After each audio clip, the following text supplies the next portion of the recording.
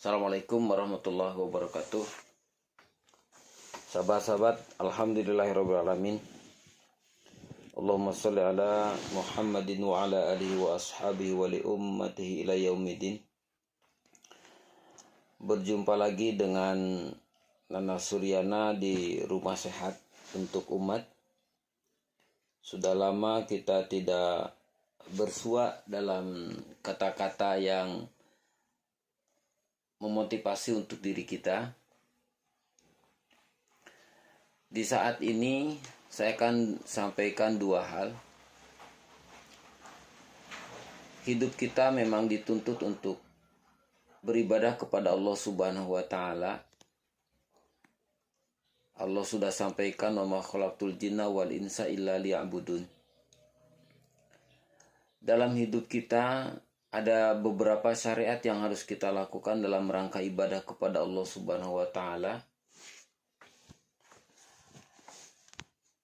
Dari sekian banyak syariat yang harus kita lakukan, secara singkat disampaikan dalam rukun Islam: syahadat, salat, zakat, saum, dan haji. Cuman dari syariat itu semuanya amal ibadahnya singkat-singkat. Pengucapan syahadat sangat singkat, pelaksanaan sholat juga singkat, pelaksanaan zakat juga singkat, saum juga maksimal 1 bulan, haji juga paling 40 hari. Tapi yang perlu kita perkuat di sini adalah menjaga nilai ruh dari syahadat itu harus sampai akhir hayat. Sehingga benar-benar penjagaan diri supaya tidak terjebak kepada jalan di luar tauhid kepada Allah Subhanahu wa taala. Dengan penjagaan yang kuat, yang bagus, hadis Rasul sampaikan, man qala la ilaha illallah dakhalal jannah. Itu intensitas penjagaan nilai ruh dari tauhid syahadatnya sampai akhir hayat kita. Begitu juga sholat.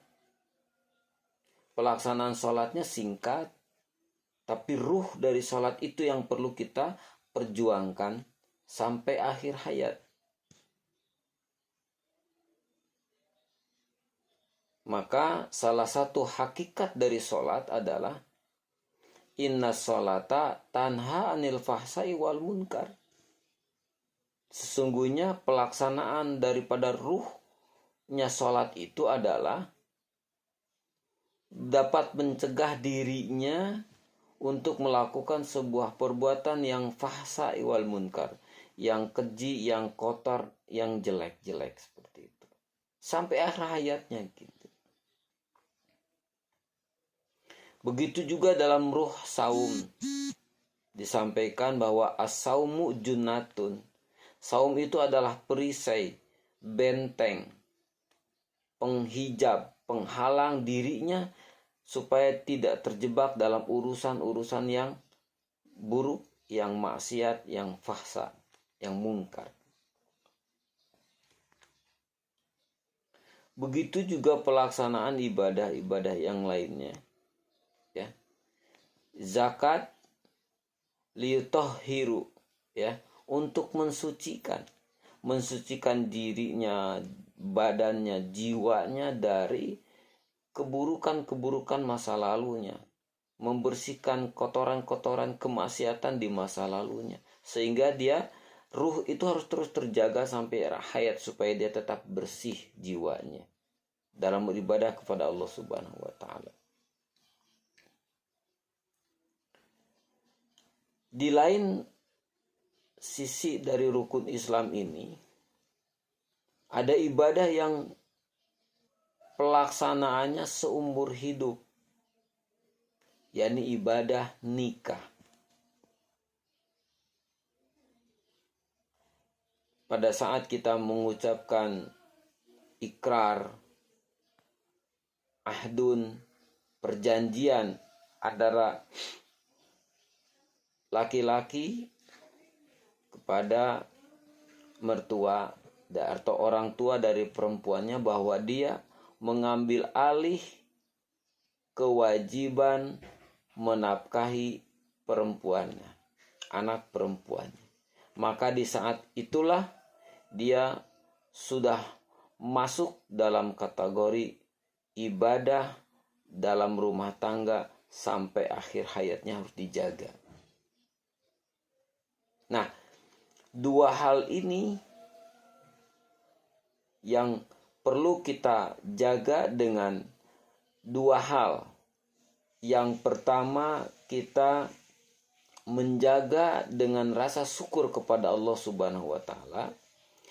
Yang kedua, menjaga dengan sabar kepada Allah Subhanahu wa taala dalam menghadapi berbagai macam gelombang masalah yang ada dalam kehidupan itu.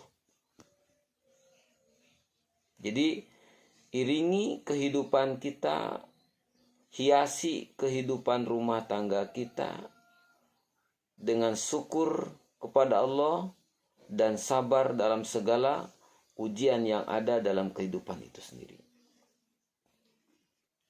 Dalam prosesnya pun dikunci dengan dua hal. Yang pertama, motivasikan dalam hidupnya adalah untuk hijrah, untuk berubah lebih baik dan lebih baik untuk lebih baik lagi. Kemudian dikunci dengan motivasi jihad. Ada nilai kesungguhan untuk hijrahnya, ada kesungguhan untuk ibadahnya, ada kesungguhan untuk memperbaiki dirinya, ada kesungguhan untuk melakukan suatu hal yang lebih baik dan lebih baik berikutnya.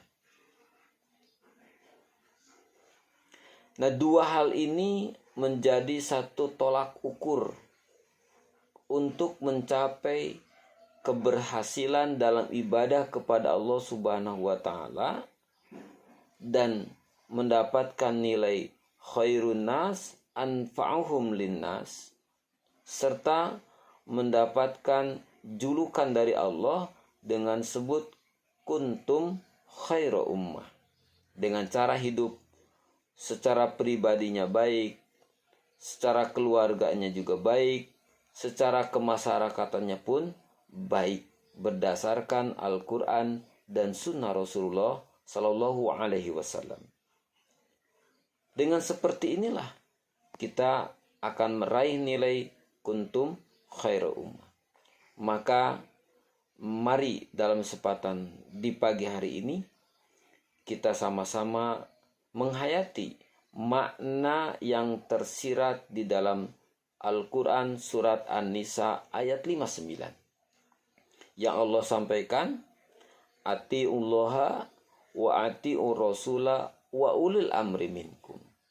Taatnya kita ibadah kepada Allah, mengikuti syariat dalam Al-Quran, mentaatinya Rasulullah dengan mengikuti sunnah-sunnahnya beliau, dan taatnya kita kepada ulil amri sebagai orang perpanjangan dalam artian amanah-amanah sebagai kepemimpinan dari Allah, kepemimpinan dari Rasulullah yang ditanggung oleh seorang ulil amri atau sebut dengan imamul muslimin atau sebut dengan khalifah. Disinilah kita harus senantiasa menjaga nilai baiat kita kepada Allah untuk senantiasa sami'na wa ata'na atas syariatnya. Baiatnya kepada Rasulullah untuk senantiasa sami'na wa ata'na atas sunnah-sunnahnya. Dan baiatnya kita kepada ulil amri, pengangkatan seorang pemimpin yang mengarahkan kita supaya taat kepada Al-Quran dan sunnah Rasulullah Sallallahu Alaihi Wasallam dengan baiat kepadanya. Mari kita jaga dengan penuh rasa syukur kepada Allah Subhanahu wa taala